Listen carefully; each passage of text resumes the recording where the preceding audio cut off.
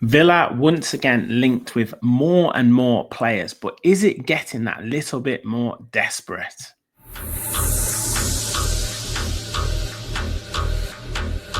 Let's go.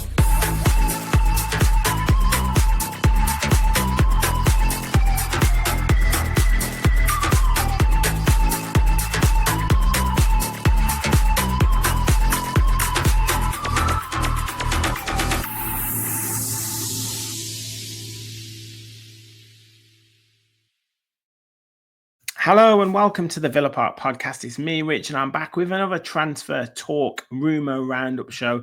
Hit that like button, hit the subscribe button. We are 40 away, so close to 6,000 subscribers. You can help us get there, like and subscribe, and get your comments in below on the latest players linked to Aston Villa. Obviously, we've seen Nicholas Jackson linked, and I did a bit of a show on him the other day. And it does look like that is moving more towards him going to Bayern Munich. But another Chelsea player that has come onto the radar is Christopher Nkunku. And Aston Villa, I don't know whether it's his agent that's offered him, whether it's Chelsea that are offering him, or whether it's actually Aston Villa that have put a request in for him. But that has garnered a bit more interest in terms of a loan move for him. Obviously, he hasn't had a great time at Chelsea through injury and through not really fitting the profile of the player that Maresca wants. But I guess there's a player in there. He's 27 years of age, has featured 38 times since 2023 for Chelsea, scoring 6 goals.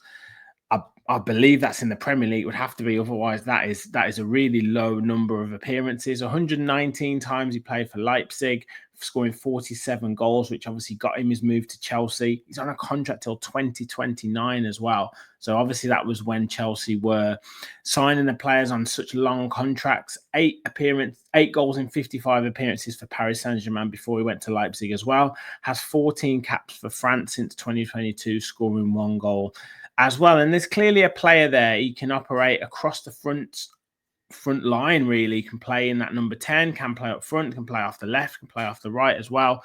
But I don't know whether it's someone that we need. Does he have the pace and the dynamism that I feel we need as a team at the moment? I don't know. And are we signing someone who's a bit not past it, because he's obviously not past it, but someone who, I don't know whether he'd bring in what we need at Aston Villa. Has he really stamped his authority on commanding a place at Chelsea and driving and pushing for a start? I don't know. Or is he being more happy to just sit on his wages? You want someone who's really motivated. And looking at it last season, only 9 starts off 27 appearances, really only 35 minutes per game. Again, not much on the heat map, but more operating on that left-hand side, cutting into the box. Scored 3 goals, assisted twice, 6 big chances missed. So can produce numbers, I guess, in the small number of appearances that he had. Pretty good in terms of passing accuracy, but you'd expect that from Chelsea. 2 goals from inside the box, 1 from outside the box, and 1 with his head, 2 with his right foot. So again, cuts in from that left-hand side onto his right foot. But it's a very small sample size to look at. And would you be looking at someone to play that number of games for Aston Villa? Could he step up and play 30, 35 games across the season? Now, look, we need players. We need options moving forward. We've got Gesson, we've got Rodgers, and we've got, at the moment, Emi Buendia, who me personally, I don't feel is good enough. We've got Ollie Watkins up top, but we really do need options. Rumours of Marco Asensio coming in, but even if he comes in, I still feel that we need someone else. But is Christopher Nkunku the answer, or is it just taking someone else's cast-offs and trying to make something out of it, particularly as a loan move? Someone like a Daniel Marlin, who hasn't yet featured anywhere near enough for Aston Villa that a lot of fans believe. That was a permanent buy off a deal that we thought, represented value in the market. Marcus Rashford was a player that we ordinarily wouldn't be able to get on a loan deal that was there to kickstart the club, much like Marco Asensio. Now, it looks like we potentially could get Marco Asensio back. But Christopher Nkunku, is that just a deal that is like, oh, well, he's not going to get in at Chelsea. We want him out of the club. Just go to Aston Villa because you can get some game time. I don't know. But look, if he comes in, he would get the support of the fans. Maybe it could be a good fresh start for him. I just feel like it smacks a little bit of desperation, in my opinion. You guys let me know your thoughts in the comments.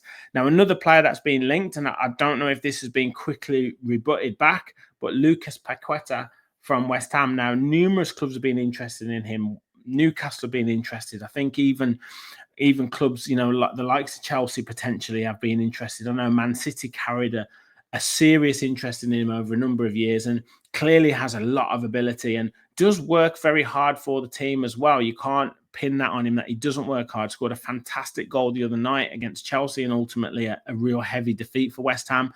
I'm sure he's a player that they want to keep hold of, but is that departing? Are the players looking to depart what might be perceived as a sinking ship? Now, with Paqueta, again, if we look at his SofaScore stats, operates across midfield and, as I say, does work very, very hard for the team. This is his last season. I mean, look at that heat map right across the team. Consistent performer as well. 27 starts in 33 appearances. Only scored 4 goals last season, so not particularly profitable in terms of in front of goal, but could score more. 3 with his left foot, 1 with his right foot, 3 from inside the box, 1 from outside the box. Obviously scored a great goal the other night as well. 79% in terms of his passing accuracy, 88% in his own half and 71% in the opposition half. 4.5 ball recoveries per game, 2 tackles per game. Pretty decent in terms of dribbles and ground duels won. So overall, a pretty all-round midfielder and can get forward as well. So I feel would be someone who would add to our team, certainly, and could be a very, very good player, but you're going to be talking about a very, very high transfer fee for someone like Paqueta, although I'm not too sure on his contract situation and how long he's under contract. 2027, it says, so 2 years left on his contract, so you'd still be commanding quite a big fee there for him. So I don't see how much legs is in that deal. Maybe he's looking for a contract extension. Maybe he's looking for more promises from West Ham. And that's a story that's put out from his agent to kind of push West Ham's hand a little bit further. We'll wait and see. But I think would be an excellent player, but certainly would command a high fee, certainly would command high wages. So I can't see it coming through for Aston Villa at all. Now, another player that I'm sure would command a high wage as well is Adrien Rabiot, French international, currently at Marseille and currently someone who had a bust up after the first couple of games with Jonathan Rowe. So he's apparently being linked. The French newspapers are linking him with Aston Villa, and apparently we're one of a number of clubs that have inquired about him. Clearly a player with a lot of ability, has represented France right from under 16 level through to full international level, six goals in 53 caps. Been at Marseille since 2024 with 30 appearances, 9 goals in those 30 appearances. Previously played for Juventus, 157 appearances, 18 goals. Also PSG, 150 appearances, 13 goals. So has a real good career in terms of clubs, but does carry a bit of baggage. Mainly his mother, who has her say on a number of issues regarding his career. So whether Unai Emery would want that around the club, I do not know, but would certainly be a player who carries a lot of ability. But I don't see it. Again, wages, I don't know whether we could do something on a loan deal. And does he represent the pace that I feel we need? Or would he give us other creativity? I mean, surely he's a very, very accomplished midfielder. Contract up until 2026, so only a year left on his contract. So perhaps that's why a number of clubs are looking at him.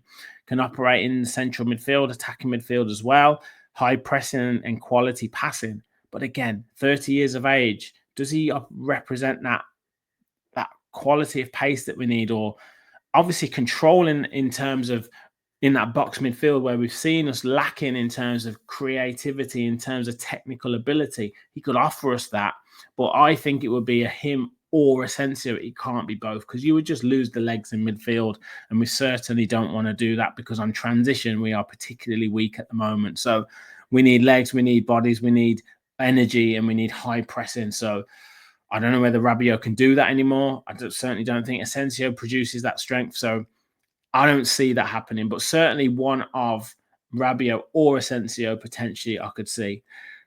I think we're done for outgoings, but I would keep an eye on 1 or 2 players. Morgan Rogers, I think Chelsea were trying to sort of tempt us with Nicholas Jackson and Nkunku, or Nkunku for an offer for Morgan Rogers. Villa have apparently said he is absolutely not for sale, but we know what not for sale means.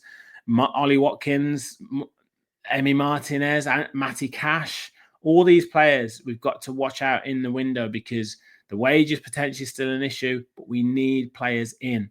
Also hearing Ross Barkley could be potentially up for transfer as well, and we'll see if we can get any money for him and potentially a wage off the books as well. But it comes to something when we talk about getting wages off the books rather than adding players to the squad, which is a real shame at the minute. But we need some freshness. We need some spark. We need this transfer window to be over. But let's see what happens. Let me know your thoughts in the comments. Do you see Nkunku coming in? Rabiot coming in? Or do you see Lucas Paqueta even coming in? Let me know your thoughts. Hit that like button. Hit that subscribe button. Help us continue on the road to 6,000 subscribers. Thank you for watching. And as always, remember, we'll follow the Villa.